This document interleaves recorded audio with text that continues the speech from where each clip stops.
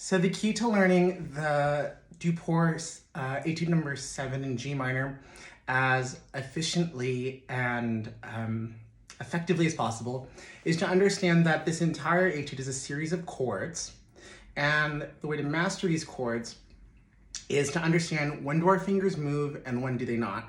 So I'll briefly break down how this works in the first measure. So in the opening measure, we have open G, 4 on the D string, 1 on the A string.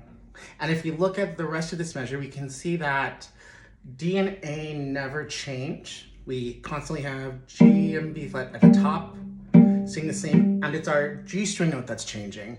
It's going open G, 2 on G, open D, 2 on G, and observe while I'm doing that, I'm making sure to keep my fourth and first finger down so that when you practice this all together, there's another sort of claw-like motion. So our thumb will pluck the G string, one will pluck D, and our second finger will pluck A. We, again, focusing on our G string note changing, we have open G, 2, open G, 2. Moving forward in measure 2, it's 1 on the G string and 2 on the A string. Notice how I had to pull my finger back to make sure this stayed in place. Otherwise my hand locks up like this. So pulling back like this helps in this instance. So 1 on G, 2 on A remain the same, and our D string note changes. And we go again, 4, 4, 3. And to do this 1, the E natural, I'm going to squish my first finger on the G and D while keeping 2 down to get this. So altogether we have measure 2, 3 on D, squish 1. Then moving on to measure 3, 3 on the D string, 2 on the A string remain the same. And we have, this one's a little different. We're going to squish C and G with our first finger. And what we want to keep track of is, are we plucking G, D, A, or C, G, D, A, or all 4 strings. So the first time it's G, D, A, second beat, all 4, third time, just the top 3, fourth beat, all 4. That brings us to measure 4. Open G and 4 are the consistent notes. It's our top note that changes on the A string where we have 2, 2, extended 1. So altogether that sounds.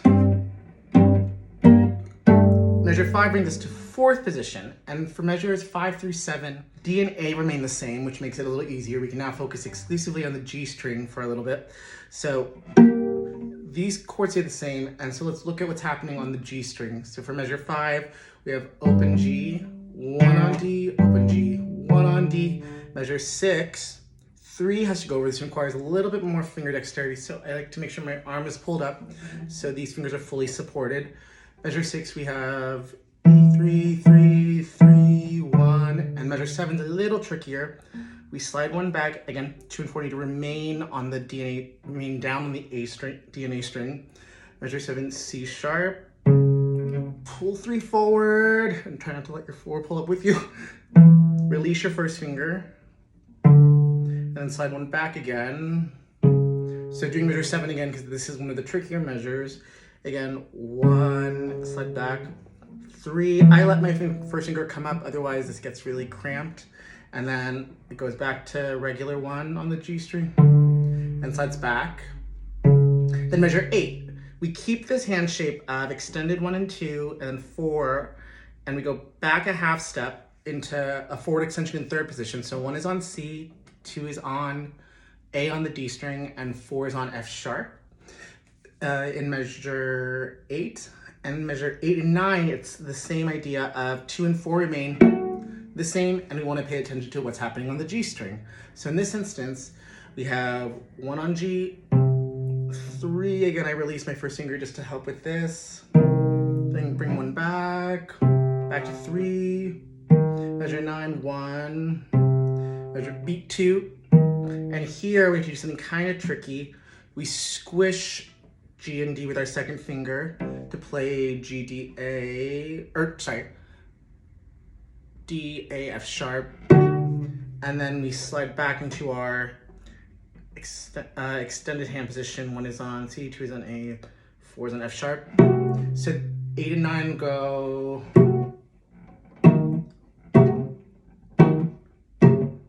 squish.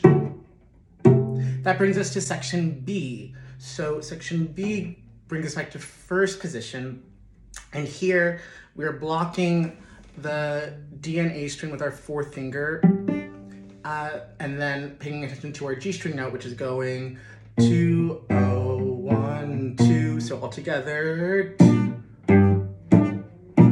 Measure 11 brings us into third position, where our G and A string note remain the same. So 1 on G and 2 on A for E flat. And then if we pay attention to the D string note, we're squishing for that first beat. G, B flat, A, G. So that together goes. Measure 12, we're still in third position. And we now bring 1 over to the C and D and squish, where we stay there for the entirety of that measure. So even though the first beat of measure 12 involves all 4 strings and beats 2, 3, and 4, only the G, D, and A, we're going to keep 1 squished to minimize any excessive motion. So our A string note in measure 12 is what's changing. So in measure 12, we're going E flat, 4, 2, all together. And then measure 13, 2 takes the place of,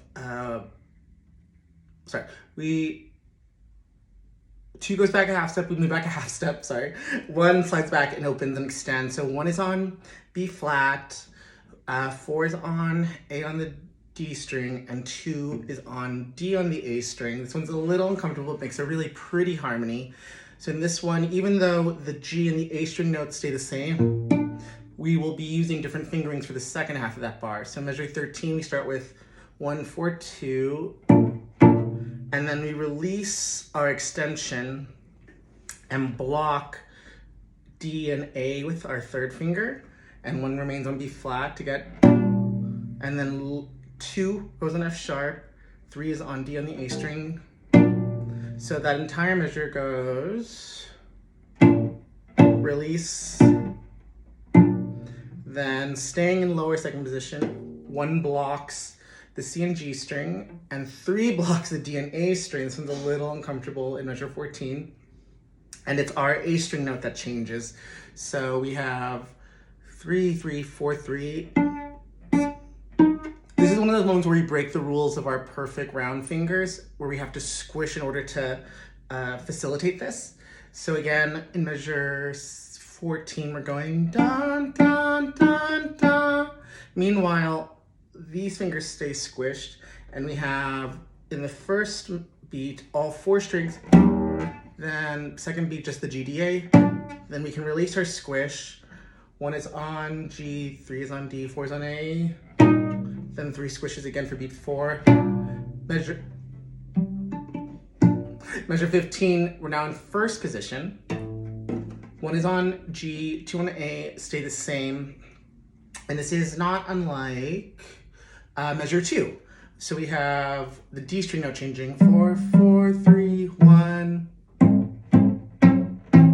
Then measure 16, 1 squishes here, and 1 squishes on the C and G, 3 is on the D string. These notes stay the same, and it's our A string note that changes. So A changes 2, 2, 4, 2, all notes.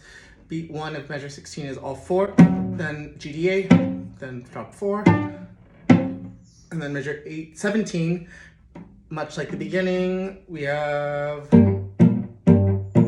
then this one's a little trickier because of our 4th finger in measure 18. So 3 and 2 stay the same, and it's our G string note that changes. So G is going 1, 4. If you have a short pinky like me, this is a really big pinky strengther. So altogether that sounds,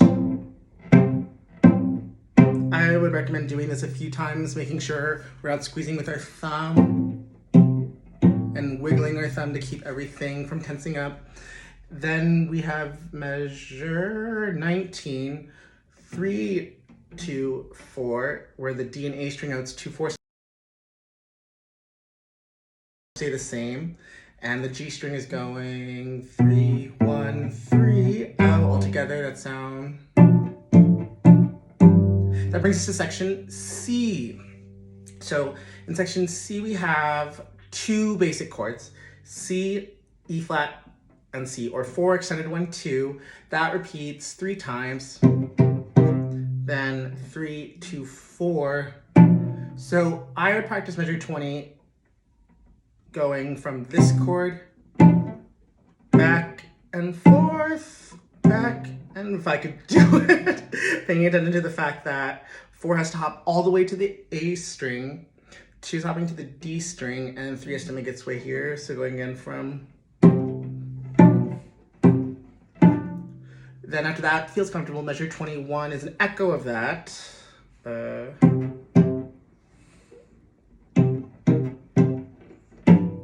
And then measure 22 is the ultimate test of this. Can we go back and forth? So luckily we practiced that in measure 20 going. I need to practice that a little bit more. Measure 23, back to our C minor chord, 4 extended 1, 2. Then 2 block 4. That brings us to 24, which is section D. Section D, 4 is on the D string, 3 is on the A string, tugging again with our 3rd finger. And then it's our G string note that changes. So in 24, we have G going, it's lower. If we play them all together, and then measure 25, that same pattern, but now going 1, 2, 0, 1, which sounds like this. Then measure 26, 2 squishes, and then 4 is on the A string, and we stay here for half that measure, and then 1 is on the G string, 2 is on D, 4 is on A. That's the second half of measure 26. And then measure 27, we slide 1 back. It's our G string note that's changing, but we're alternating between extending and releasing and squishing. So by that I mean 2 and 4 are on the A string. Beat 1 of 27, we extend back for G sharp. We release for 1. We bring 2 over and squish for B flat, and then slide 1 back here. So doing that a few times. Again, 1 is to the back, measure 27, release, hop and squish, release and slide back. All together we have measure 28. We have a little bit of relief, 1, 2, 4 the entire time.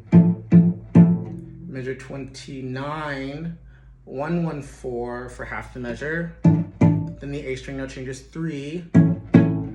Measure 30, section E. So now we're in upper 2nd position. Luckily, this section is very repetitive. We have 1 new technique.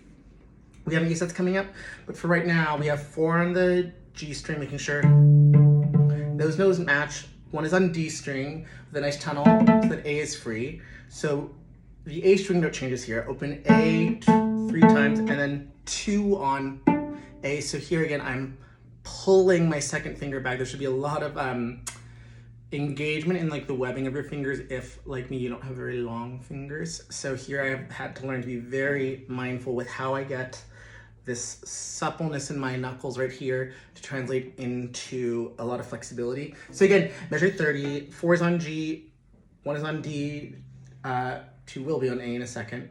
A notes go A, D. All together that sounds. And then measure 31 is that same finger pattern, but alternating where we have the A string note changing A. So we have da, da, da, da. Our chord now changes in 32 to 3 on G, 2 on D. These are the notes that remain the same. And once again, our A string note changes. So our A notes are going to be A, E flat with 4. And 33, same idea, where 3 stays on G, 2 on D. And it's our A string note that changes. However, in measure 33, after we pluck this open A, we're going to swing our arm up. And this isn't quite our normal thumb position. I don't really concern myself with trying to have my thumb blocking the D and A like we normally do when we use our thumb in this case. Here, I just want to make sure that the edge of it is touching this B flat. This is beat 2 of measure 33 to get B flat and then open A, that's beat 3. And then I release my new thumb trick to play 4 on the A string. So measures 32 and 33, just to repeat that, we have the A string going A, B, A, B, A, E. Altogether, that sounds like, should be in tune first. Yeah. And then luckily for us, measures 34 through 37, I believe, are, 34 through 36 are a repeat of 30 through 33. So once we've learned something one time, we don't necessarily need to learn it again, we just repeat. New technique. And then we do this again, another measure 37. Now 2 hops over to the G string in measure 38. 1 is on D, and now it's our A string once again that changes. A, E flat this time. And then in 39, let's just do 38. So 39, we have another new little special trick where normally an extension is only a whole step between 1 and 2. And rarely do we put a whole step between 3 and 4. Here, however, we're challenged to expand some of our finger flexibility. So measure 39, the D and A string notes stay the same. So 1 on D with a tunnel for open A. So our G string is doing this. 2 is on C natural. And then we're going to open our hand. So I bring my hand forward, making sure my thumb isn't clinging, and stretch my 4 to the E flat, keeping 2 on C natural. So here we have a minor third extending between 2 and 4, which is not typical, but a special technique we'll learn for this piece. So we hold it there just for a moment, and then immediately release to a normal position, and then 2. So the entirety of that goes open. And notice how I'm supinating my hand as opposed to pronating it to help my pinky, which is on the shorter side. I like to supinate sometimes to create more distance between these fingers momentarily.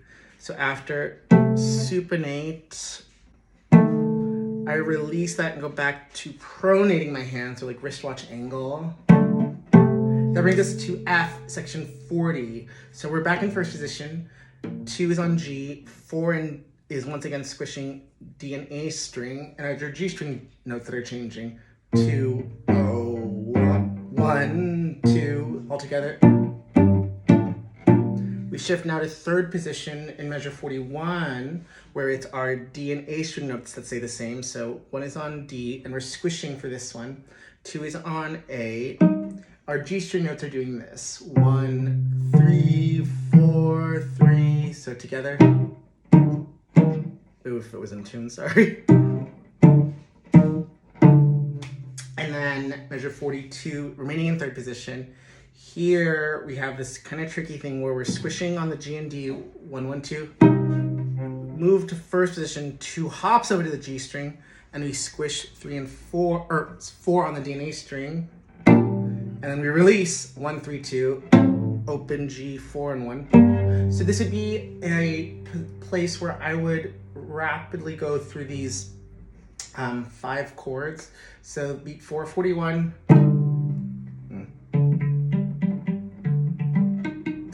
This chord to measure 42, to this chord, to this chord, to this chord. So one more time. This chord, this chord, this chord, this chord, this chord. Measure 43, we're in upper third position where our G and D string notes stay the same, so 1 and 3, and it's our A string note that changes. And here we once again have our, what I kind of call a double extension, or a weird extended 4, where 2, 2, 2, again supinate 4, and I was a little high. So altogether this sounds like, and Again, as I'm supinating, I'm doing my best to keep 1 and 3 anchored where they're at. And then I can release that back to supinating. Measure 44, we have our D and A string notes staying the same. So we have B flat and E natural with our G string note changes. So here we're gonna have to prepare our 4 to land on the G string for beat 4 of this measure. So we're going 1, 1, 1, 4 all together. Oh, sorry. And then measure 45 makes it our mission to, oh, 1 second. I wrote something down wrong in my music.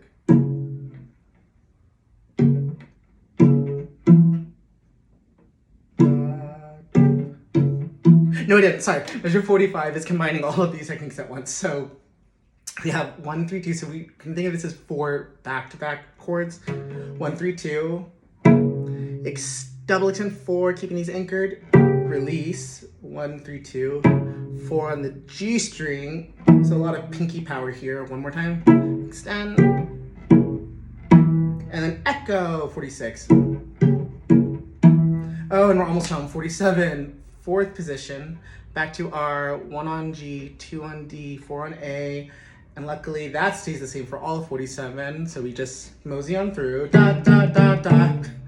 And then the following measure 48, 1, 1, 4 for 2 beats, A changes to 1, 1, 3, G, we're home, literally.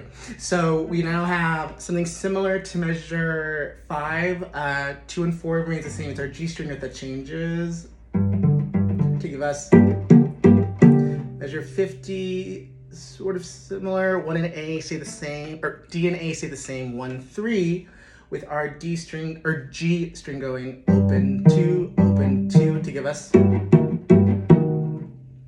measure 51. 2, 4 stay the same, and we repeat what we just played. 1, 3 hop over, and now 53 is one of the kind of gnarlier measures. So we have open 2, 4, 3, 2, 4 extended 1, release, and hop back. So let's pay attention to what's happening just on the D and A string. We have starting, I'm going to be mentioning this in the order of D, A, 2, 4, drop 3 on D, 2 on A, drop 4, slide 1 on A, release, hop 1 to D, 3 is on A. So altogether we have, I lost my place. There I am. Altogether, then we repeat this. And then 55, almost unluckily, is just a lot of G, D, G, D, G, D, G, over and over, with 2 and 4 remaining on the D and A string.